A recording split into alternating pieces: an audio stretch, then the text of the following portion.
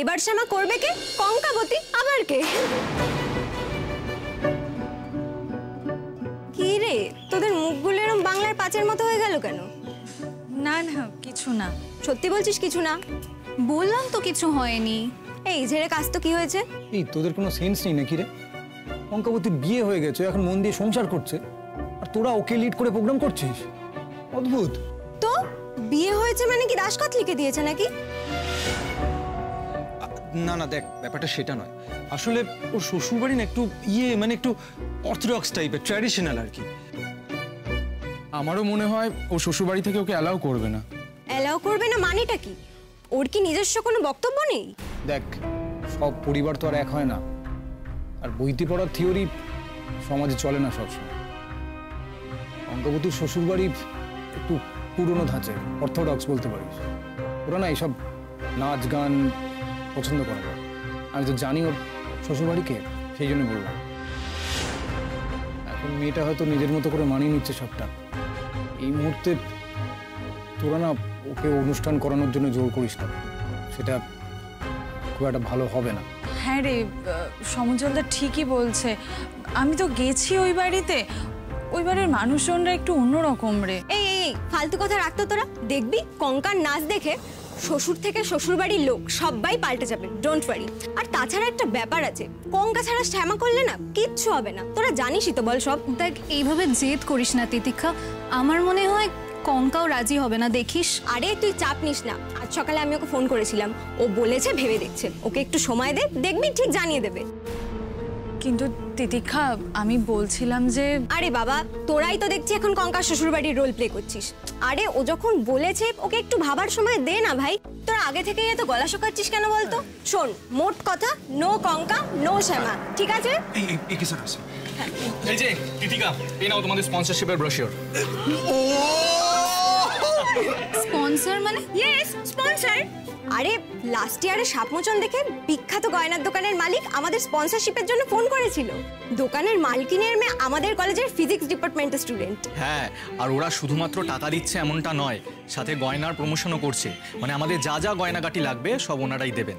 অতএব চণ্ডালিকা ইত্যাদি হবে না। না না স্যার, আপনি কোনো চিন্তা করবেন না, এবার তো আমরা শ্যামা করব, সেটা নিয়েই তো কথা হচ্ছে এখন।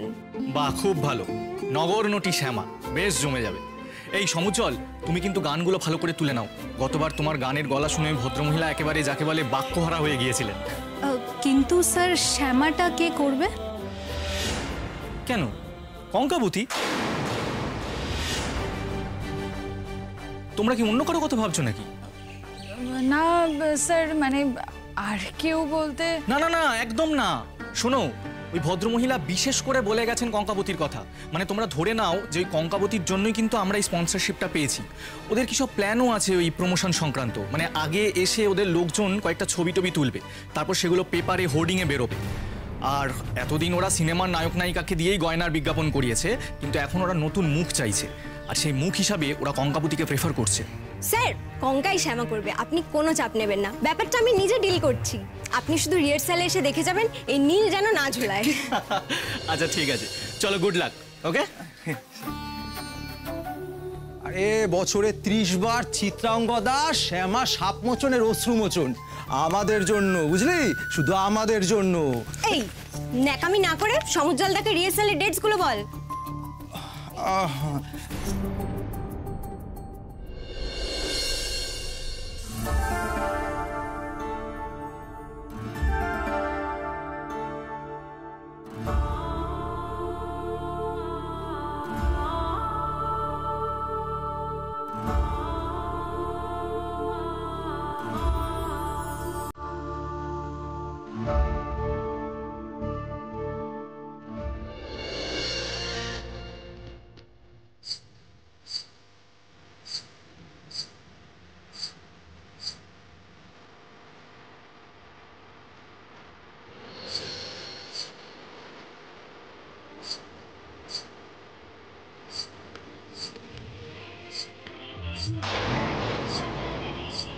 ওই শব্দ না,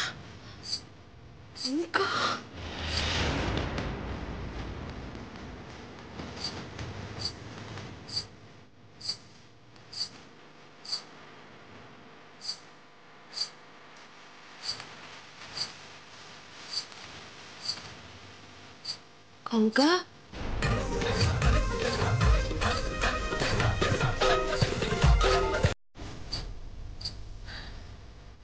হে ঠাকুর, কেউ যেন শুনতে না পায়, তাহলে আজ আর রক্ষে নেই।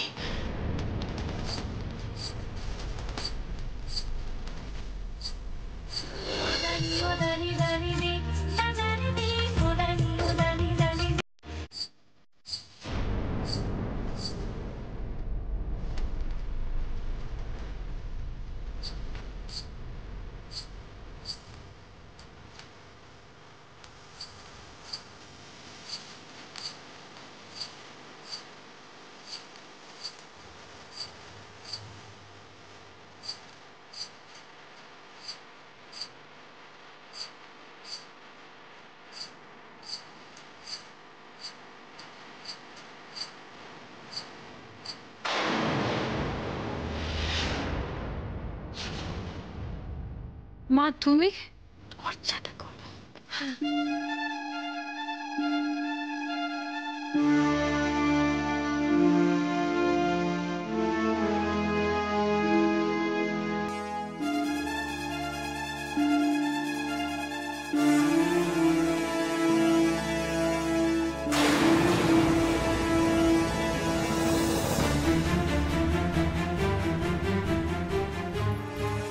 আসলে আমার না আজকে খুব ইচ্ছে করছিল নাচতে। সরি, তুমি রাগ করেছো মা? করেছি তো, খুব রাগ করেছি। সরি, আমি না আজকে আমার তুই কি ভালো নাচিস রে কঙ্কা। আমি এতক্ষণ তো তোকে মুগ্ধ হয়ে দেখছিলাম। সেদিন ফাংশনে যা দেখেছিলাম তার থেকে আরো অনেক অনেক ভালো। সে কি, তুমি রাগ করোনি আমার উপর? তুমি কিছু বলবে না আমায়? আমি ঘুঙুরটা কবে এনেছিস অর্জুন জানে? সেই বিয়ের পর প্রথমবার যে বাড়িতে গেছিলাম সেদিনই নিয়ে এসেছি। অর্জুনও জানে না, আর ইনফ্যাক্ট কেউই জানে না। লুকিয়ে রেখেছিলাম। তারও একটা সেকেন্ড আমি মুখে চোখে একটু জল দিয়ে আসি। তারা বোকামি।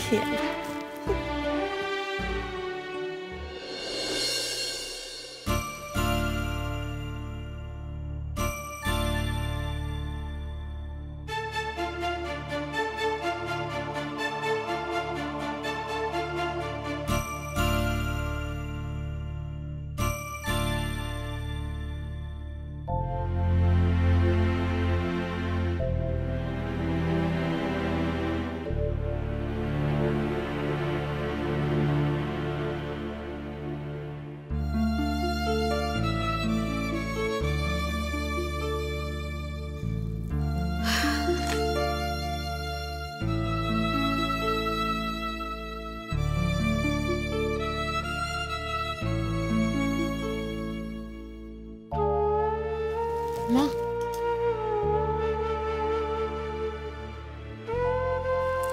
কি সুন্দর নাচিস রে তুই মা।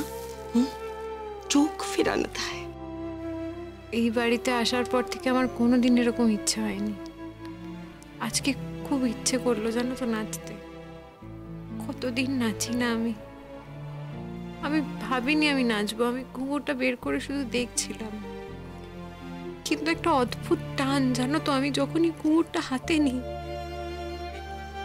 আমার খালি মনে হয় আমার খুব ইচ্ছে করছিল নাচতে, সেই জন্য আমি নেচে উঠলাম। আমি জানি না আমি তোমায় আমার কথাগুলো বোঝাতে পারছি কিনা। আমি সরি মা, আমি আর কোনোদিনও নাচবো না। তুমি প্লিজ কাউকে বলো না, আমি আর কোনোদিন নাচবো না। কঙ্কা, এই ঘুঙুরটা আর বের না করাই ভালো রে মা। ওটা আমি লুকিয়ে রেখেছি, তুইও ভুলে যা, সব ভুলে যা। আসলে আমাদের এ বাড়িতে নাচ গানের পারমিশন নেই, আর বাড়ির বউদের জন্য তো একেবারেই না। তাই শুধু শুধু নিজের কষ্টটা আর বাড়াস না মা। আগের জীবনের এই অংশটুকু তোকে তোকে একেবারে ভুলেই বাকি জীবনটা কাটাতে হবে। ভুলে কি যাওয়া যায় মা? ভোলা যায়? আমি বলতো সাইকেল চালানো, গাছে ওঠা, এগুলো কখনো ভোলা যায় না। তেমনই নাচ, ভুলতে পারবে না কখনো।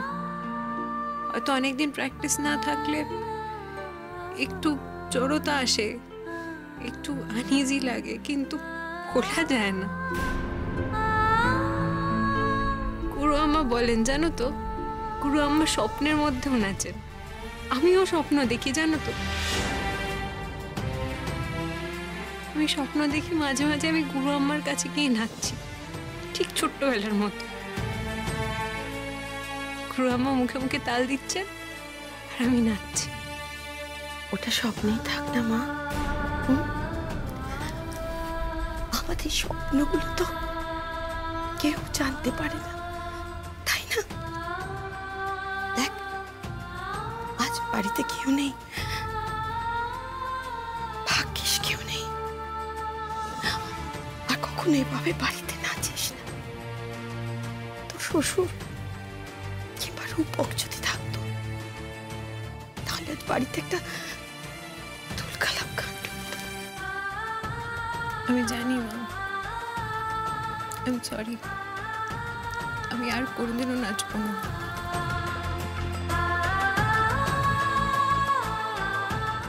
খুব যদি ইচ্ছে করে তাহলে নাচিস, দরজাটা বন্ধ করে নাচিস।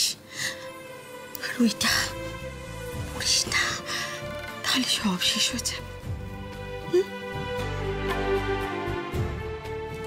যাই, আমি চা বসাই।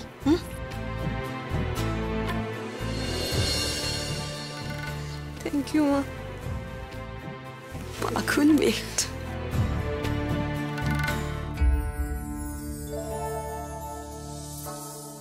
আচ্ছা, আমি যখন দায়িত্ব নিয়েছি তোরা আমার উপর একটু ভরসা রাখ প্লিজ।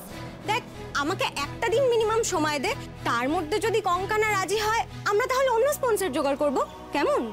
বিয়ে মানে মেয়েদের সব শেষ না, আজকালকার দিনে এরকম হয়, সত্যি ভাবা যায় না।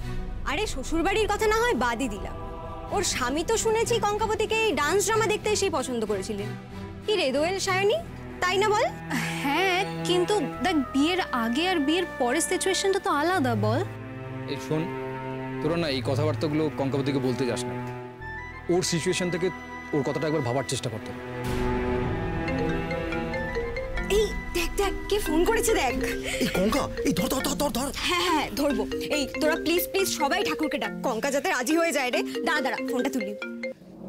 হ্যাঁ কঙ্কা, বল, কিছু ভেবে দেখলি? Oh my God, love you ইয়ার, লাভ ইউ।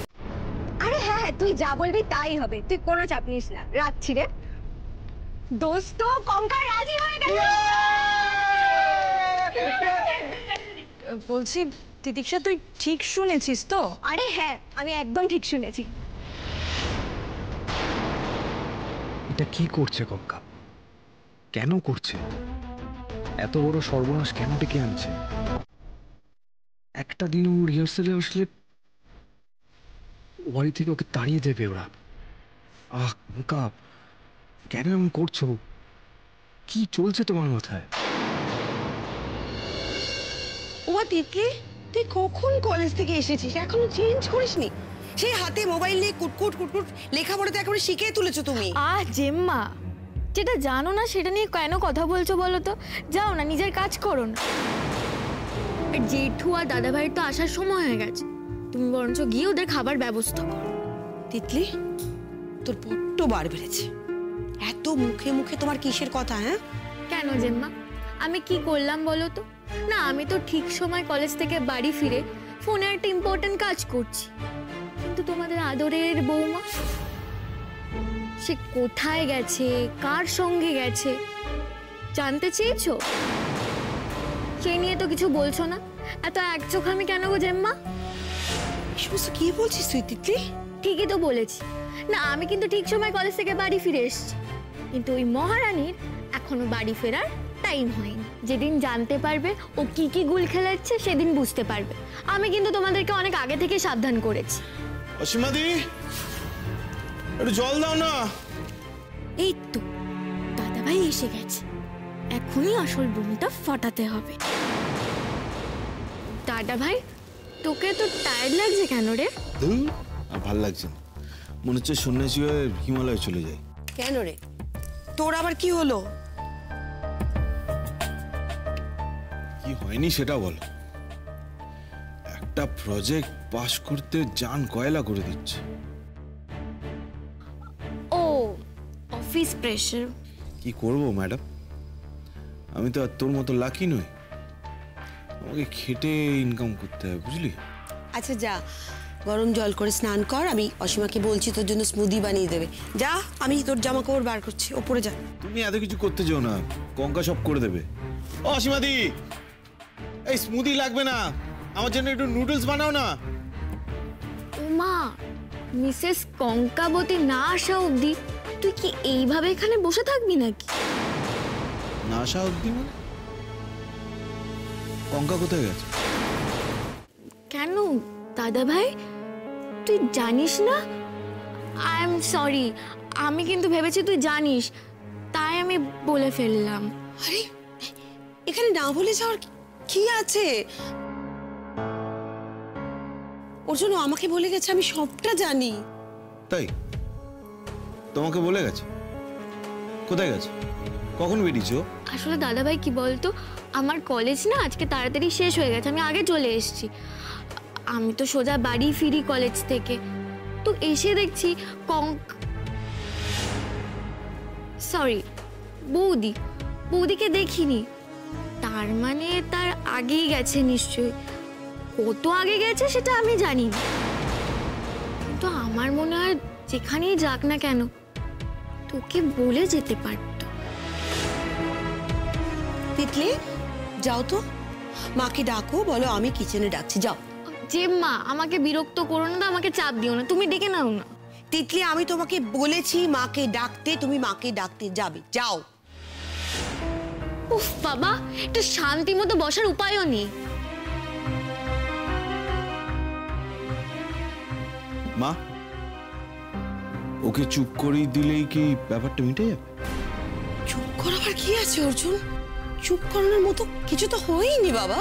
তা তুমি বলো যে তোমায় বলে তোমার বৌমা কোথায় গেছে, আর এত ইম্পর্টেন্ট কাজ সেটা এখনো শেষ হয়নি, কটা বাজে? ইনফ্যাক্ট কি এমন কাজ, কত ইম্পর্টেন্ট কাজ যে তাকে একাই যেতে হয়েছে, যে আমাকে একবার জানিয়ে যেতে পারলো? বাবা, তুই তো ভীষণ বাড়াবাড়ি করছিস অর্জুন।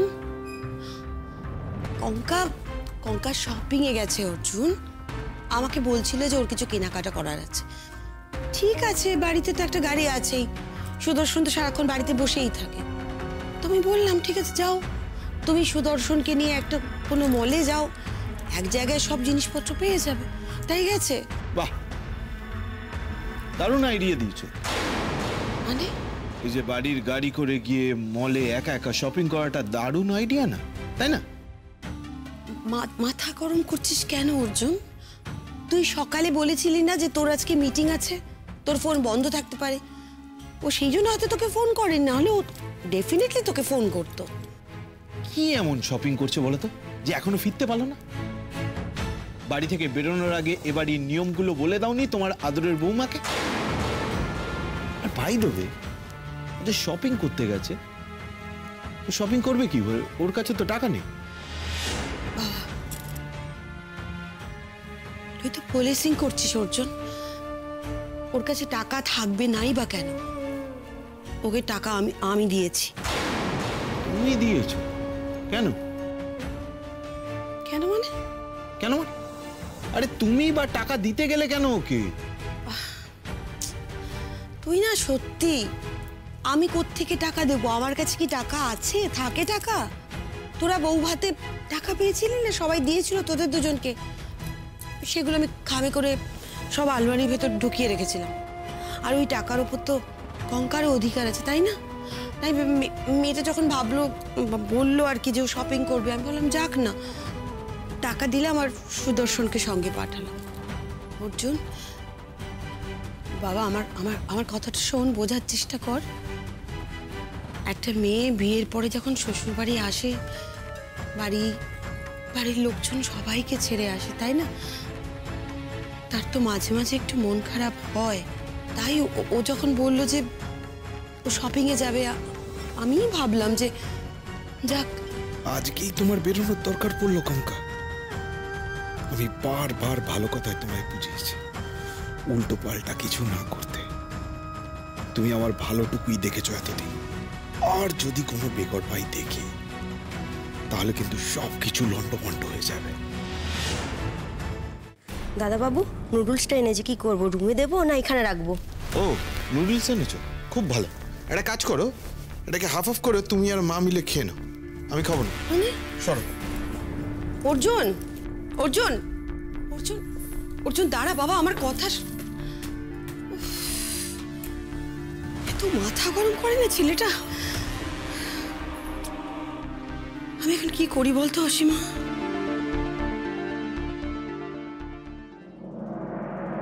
তোমার ওই কঙ্কাবতী কেন ফাংশন করবে, কিভাবে করবে, তার মাথায় কি চলছে, সে আবার কোনো নতুন ঘোট পাকাচ্ছে কিনা, সেগুলো নিয়ে ভাবার সময় বা ইচ্ছে আমার কোনোটাই নেই। হ্যাঁ, আর আমি এখন অনেক ব্যস্ত।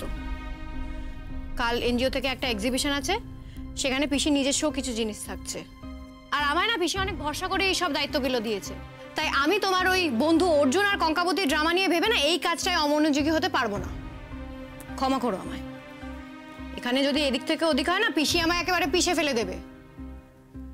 আর কঙ্কাবতীর কি হলো কি হবে সেটা নিয়ে আমার কি? হ্যাঁ, ও আমার কে হয়? কেউ না। তুই আমার কথাটা বোঝার চেষ্টা কর। আমার মনে বলছে আবার ভয়ঙ্কর কিছু একটা হতে পারে। কঙ্কা আবার একটা বড় সমস্যায় পড়তে পারে।